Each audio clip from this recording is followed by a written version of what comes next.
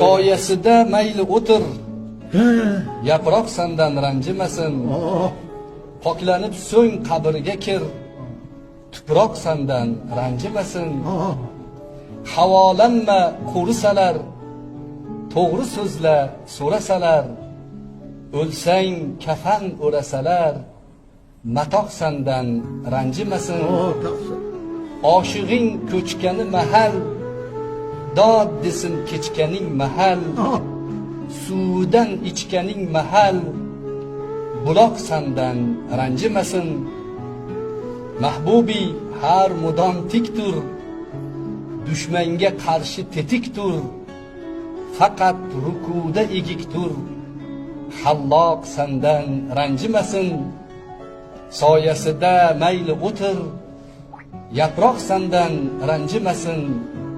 Poklanib so'ng qabrga kir, tuproq sendan ranjimasin. Bu Mahbubi kim? Bilmadim, shu ham bir g'alatiroq odam.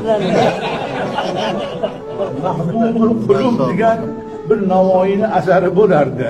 Sizdan yoni mahbub, bizdan bo'ldi bunga mahbub.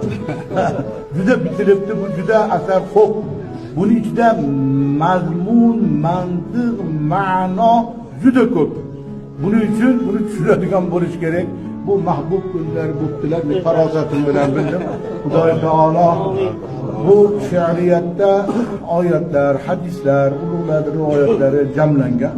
She'riyat shunday bir narsa bo'ladiki, 20 gektar yerda hosilni yigitni cho'pidagi qop-qora bor, o'shunchaga olib kelib qo'yadi. Ashuncha narsani, shu bitta atom bombot portlab pacha qilib, bu she'rlar ham xuddi shunga o'xshagan bo'ladi. Endi buni o'sha ishlab chiqaruvchiga bog'liq, o'zlariga tilaymiz katta sog'liq, doim dimoqlari chog'liq, bu o'zlari mana bu insonlarning himmatiga bog'liq. Toshkentga borganda bitta so'yasiz sog'liq.